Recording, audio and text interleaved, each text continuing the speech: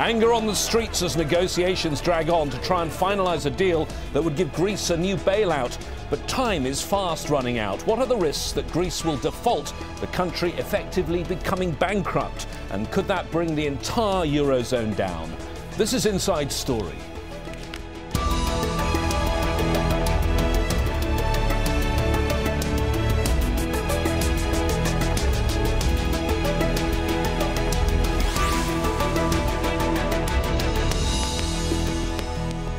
Hello again and welcome. I'm James Bays. Greece is on the brink. Workers are out on the streets and on strike. The economy is in a downward spiral and there are fears that the country could default on its debts. You might be forgiven for feeling you've heard it all before. The headlines all seem depressingly familiar. What's more, you'll probably remember all the elation when a Greek bailout, the second one, was announced by European leaders in October. Well, that package is still on the table, some 130 billion euros. That's about 170 billion US dollars. But EU leaders made it clear they'd only hand over the cash if Greece introduced a new massive austerity plan. And it's the details of those large cutbacks that are still being argued over some 4 months on. It's now crunch time once again, with a deadline for bond repayment fast approaching. As European leaders and investors await the Greek decision, the German Chancellor Angela Merkel and French President Nicolas Sarkozy proposed setting up a separate account for Greek debt repayments to reassure creditors. Sarkozy warned Greek leaders they have no option but to accept the package. With the Chancellor, we are saying that the Greek situation should be sorted out once and for all. The Greeks gave us undertakings. They should respect them scrupulously. There's no choice. There is no choice. And Merkel also warned Greece that they must be prepared to do what it takes. Europe shows their solidarity with Greece. We thought we didn't need a second programme. We thought we could manage with the first one. But if we are prepared to do a second programme, then Greece has to do its part. These are two sides of the same coin. So will Greece default this time? It's a complicated subject, but fear not, you don't have to be an economic expert. We have a panel of informed guests to give us clear analysis of where things stand. In London, Pettifor, the director of Prime, an economic think tank. In Brussels, Matina Stevis, a Greek-born journalist for Dow Jones and the Wall Street Journal. And in Athens, George Kapopoulos, who is a political analyst and financial journalist. Welcome to you all. I'd like to start by going to George. Should be ladies first, but I'd like to start on this occasion in Athens. That's where all the problems are. George, tell us about the negotiations that are underway, because there are two sets of negotiations that are taking place in parallel. Yes, the Troika negotiation with the finance minister and the negotiations of the three political leaders that support the government of Mr. Loukas Papadimos. Okay, let me stop you there. You talked about the Troika. Let's just explain to our viewers exactly who the Troika are. Yes. The Troika is the representatives of the European Central Bank, of the European Commission and the IMF. The three parts that are participating in the financial bailout aid for Greece. They're the ones that are stumping up the cash. Matina, in Brussels, tell us what your view is of the state of those negotiations now, because they've been dragging on and on and on, and we keep being told we're close to a deal and nothing happens. Well, I mean, reports from Athens and my colleagues in Athens are reporting constantly, really every 10 minutes, that something has changed in the status of the negotiations, be it the time or the deadline or when people are meeting or what they're saying, or rumors are being heard in the corridors of power in Athens. So I really wouldn't want to get into a minute-by-minute description of what's going on. The real problem is that a decision has to be made, and it has to be made unanimously by the Greek political class, or at least by those three parties that support the government, and it has to be done fast. It was supposed to have been done over the weekend. It's now Tuesday, and we're not there yet, and time is ticking. Time is ticking, as you say. Anne, explain that for us. Why is the timeline so tight here? Well, there is a deadline before which Greece is expected to default on her obligations to repay her debts. But what's really happening here are the creditors are spinning this out in order to, if you like, catch Greece in a situation where she will have no choice but to ensure that the money that the Troika, that the IMF, the ECB, the European Central Bank and the European Commission, the money that's given to Greece goes straight to bankers and to hedge fund managers. And so what the Troika are trying to do is to ensure that the money doesn't go to a sovereign government, Greece, but instead it goes straight to the creditors, those that the money is owed to. And in that way, the Troika hope to avoid Greece defaulting. But what they're doing in the process is stripping Greece of her economic and political sovereignty. These are funds that are destined for the Greek government, but they will never reach the Greek government. And by that means, the Troika hopes that they can stabilize the situation and make sure the bankers and the hedge funds get paid, and that pensioners and the poor in Greece don't take priority over those bankers and hedge funds.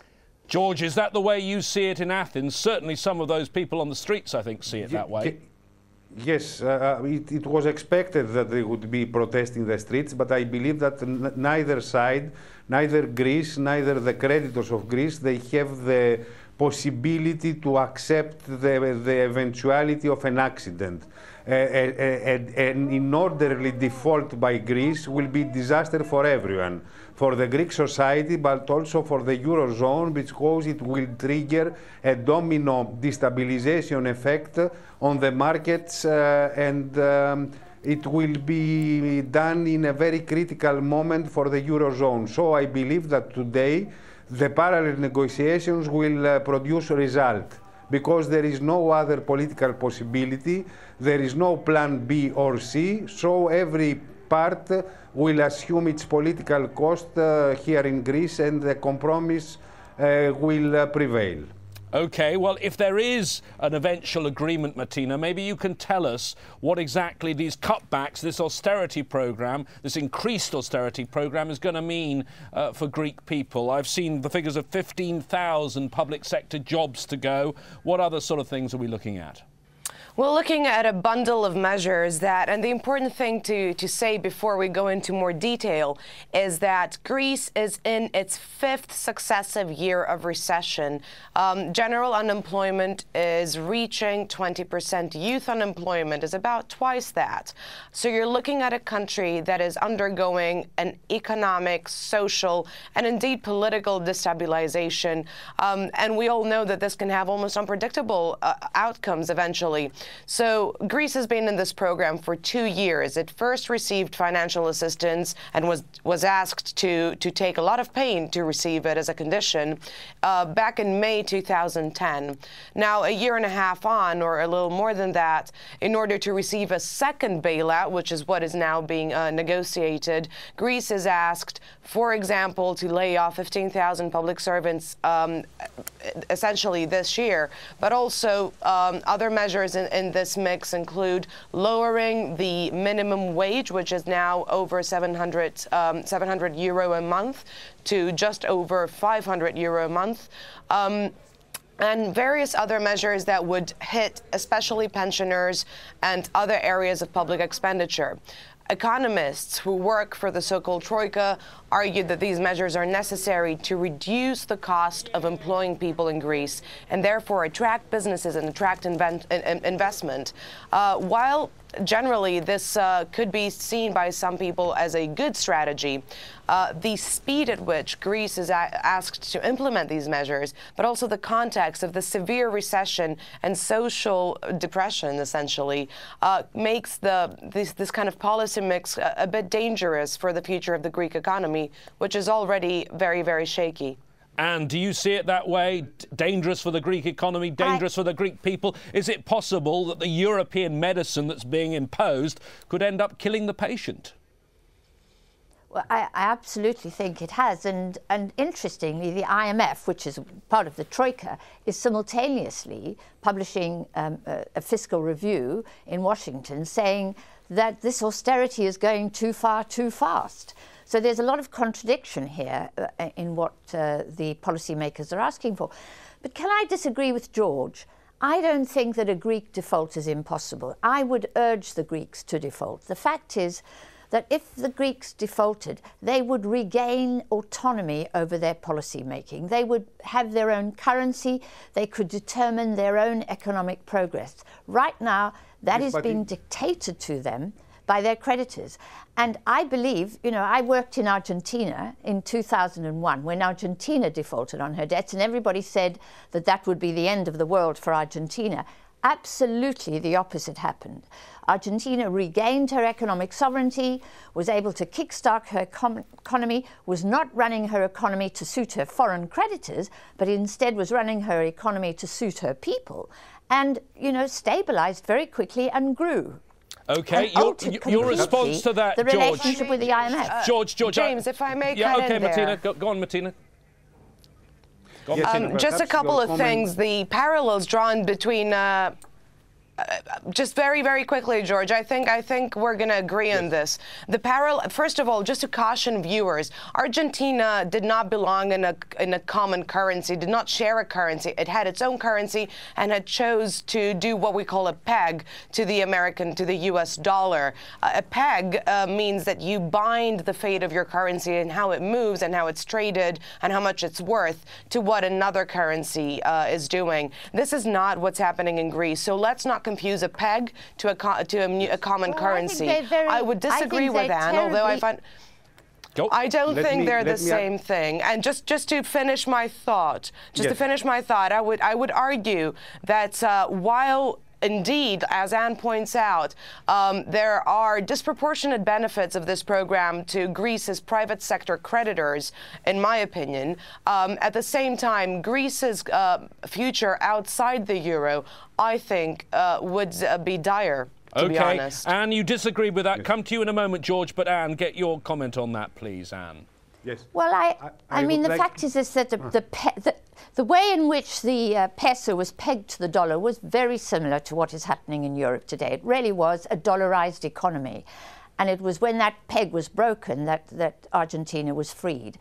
I think the whole structure of the European monetary union is set up to suit the private banks. We have a situation in which the European Central Bank is lending money to banks at a 1%, and those banks are lending on to sovereigns like Greece, but also to Portugal and Italy and Spain at very much higher rates, and making huge profits out of this lending and cleaning up their own balance sheets. So the European Monetary Union is organized to suit the private banking system. It's not organized to support the economies of the sovereign members of that union.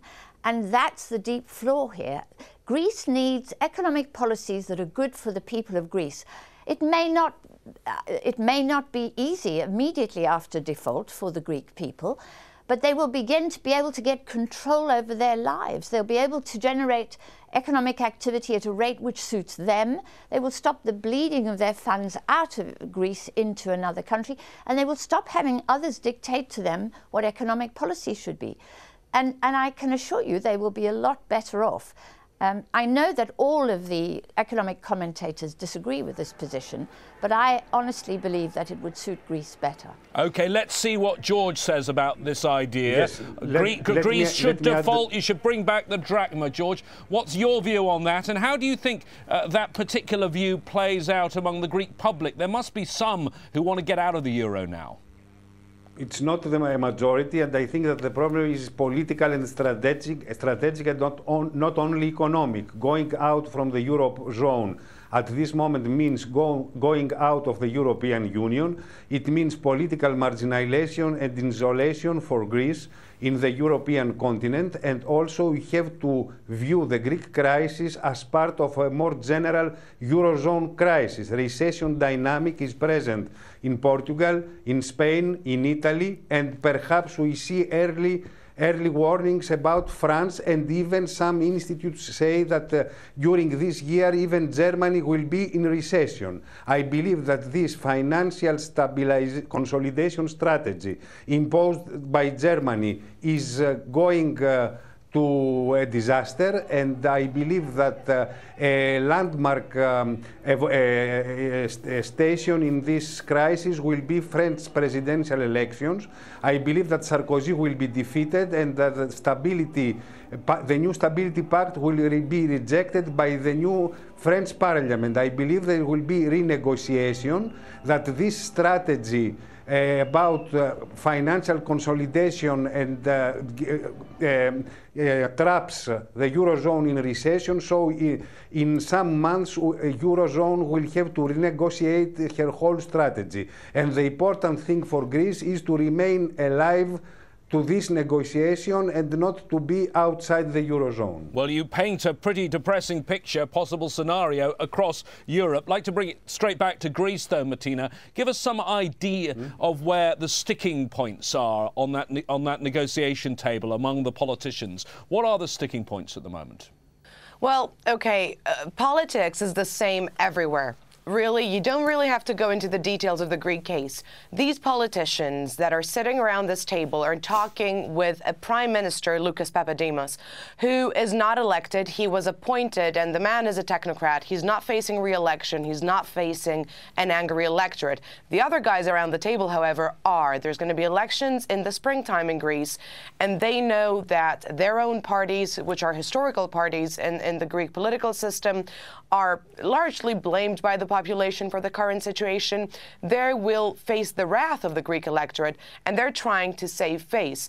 I believe some are also honestly motivated by defending what they think is right for the country. I don't want to come across as being too cynical, but cynical I am, because this, again, is politics. So these people are sitting around the table, and what they're being asked is to sign off on measures that are hugely unpopular, lowering the minimum wage, laying off public servants, cutting pensions, actually supportive pensions to people who are obviously weak, and the weaker strata of the population. So they're trying to say, I won't do this. This is not what's good for my country. Or at least they're trying to appear that that's what they're saying. However, the dilemma they're in is almost impossible. They're between a rock and a hard place. They can say, I'm not going down this path. I will not support the Prime Minister to do this. Just one sec. I won't. But the fact is that they know that without further assistance, Greece will default. And I really can't agree with Anne that that is a good way forward at this point for Greece. Anne, I heard you wanted to get in there. Go on, go ahead. I just resent this talk about the cynicism of politicians. Politicians in Greece are democratically elected. You know, if we wanted to have politicians who are technocrats, we might as well do away with democracy. So I think it's really wrong to condemn politicians for being nervous about imposing austerity, uber austerity, on their own people. I think that means that they are responsive to their democratic mandates and to their electorates, and we should be grateful for that, because we know of countries, I think of Syria, where the politicians are not elected and where they're not responsive to their electorates. But can I just come back to this point that George made about... Well, slightly off the mark comparison. The Greek politicians and the Greek political class, and actually their names are do have their share of the blame. So having grown up in that country, forgive me for maintaining that point of cynicism. Okay. We want politicians who are responsive. But can I respond to George on the point about, shall we wait until the European Union wakes up to the full implications of these austerity programs before we do anything about Greece? The fact is we're speculating as to whether or not President Sarkozy will lose the election. And in the meantime, tensions are growing across Europe. We are in a situation that in Europe that is very similar to the situation in 1933, when uber austerity was imposed on Germany by her foreign creditors in a most unreasonable way. And we then had a political disaster, which took decades to recover from. So I don't see any value in intensifying austerity or going along with austerity, as George is proposing, in order to just hang on in there until the rest of Europe sees the light, when what you're doing is exacerbating these political and economic tensions. And we don't know how ugly You know, they may manifest themselves. We don't know. We can't see into the future. But if we look at the past, we see that this kind of uber austerity leads to the kind of political instability which is frankly frightening. I don't think we should tolerate it. I don't think we should say, George, look, let's hang on and see whether or not the French elect another president, because that's to say, let's hang on with these austerity policies which are doing so much damage. OK, George, I want to ask you a question about your technocrat Prime Minister. I want you to compare and contrast with Italy, because your political fray has been put on hold probably till April. They seem to have a lot longer breathing space in Italy. And do you think that elections should be put off for longer than just until April? Logically, the election, in my opinion, should be reported some months in order to leave Mr. Papadimos and his government to stabilize a little bit the political and the economic situation. But you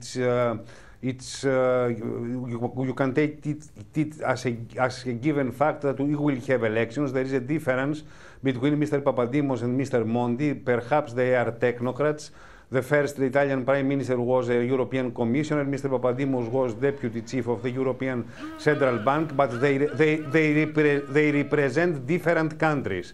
Italy is the third economy of the Eurozone, and even the possibility that Italy is out of the markets is not tolerable for Europe. So for Italy, there will be different policies, and already the money that Mr. Draghi, the Italian governor of the European Central Bank, is giving to the banks, in my opinion, is an indirect quantitative easing. Italy and Spain will have different treatment for, regarding Greece, Portugal and Ireland. You OK, I'd like to ask Matina, you're in Brussels, the capital of Europe. We've heard that Anne favours the default scenario. Can I ask you, what is the view there among the political class of a default and what effect it would have wider in Europe? It was something that was considered unthinkable. Now they're making plans, aren't they? Well, that's your question could be more prescient, actually. 1 second before I get to that, with regards to the differences between Papadimos and Monti, another difference is that Mr. Papadimos has a government of 49 ministers from 3 different parties. Mr. Monti handpicked 12 ministers, none of whom, I believe, or maybe a couple, had previously been politicians. So Mr. Monti's ability to control the government agenda and what it does, and Mr. Papadimos are worlds apart, and that's just on your previous question. And with regards to the mood in Brussels, I want to know how this is going to play out, Matina, in Europe, and what people there in Europe, other European leaders, think are the risks of default. Right, exactly. Well, like you said, the words Greek, exit, euro were not put in the same sentence unless that was to negate it. But we are seeing a significant change in that, actually, lately. Mr. Barroso, the president of the European Commission here in Brussels, kind of the executive branch, the bureaucracy of the EU, has had to say today, we want Greece to stay in the euro. But one of his colleagues, the Vice President Neelie Kroes, told the Dutch newspaper today that, well, it wouldn't be so terrible for the Eurozone if Greece left, in the sense that what she was trying to say, I think, is that the euro is a strong currency and it could survive a Greek exit. It is definitely something that some companies, for example, or financial institutions, it's a scenario that they're preparing for because they want to be ready in the case that it happens. And it's definitely not unfathomable anymore like it was perhaps a year ago. And you welcome that scenario. Do you think political leaders across Europe think that it's a strong possibility now? The European Central Bank is printing money to give it to the bankers, and the bankers are then lending it to governments, like Portugal, at 14%. So the way the European Zone Monetary Union is structured is to support the private financial system, not to support sovereigns. And so the way I think this is going to play out is that, yes, Greece will default, or perhaps Greece will be obliged to accept this system of an escrow account where someone else pays the creditor and it's nothing to do with the Greek government, and they take more pain. But then the focus will shift to Portugal. and gradually the focus will shift beyond Portugal. OK. Already, we have to leave it there, Anne. 10-year bond. We have to leave it there. Thank you. Thank you to our guests from London, Anne Pettifor, from Athens, George Kapopoulos, and from Brussels, Matina Stevis. And thanks to you for watching. It's a complex story, but let's hope you now have the inside story on Greece. I'll be back in 24 hours' time. What shall we discuss next time? We want your views. Send us an email, insidestory@aljazeera.net. For now, though, thanks for watching. Bye-bye.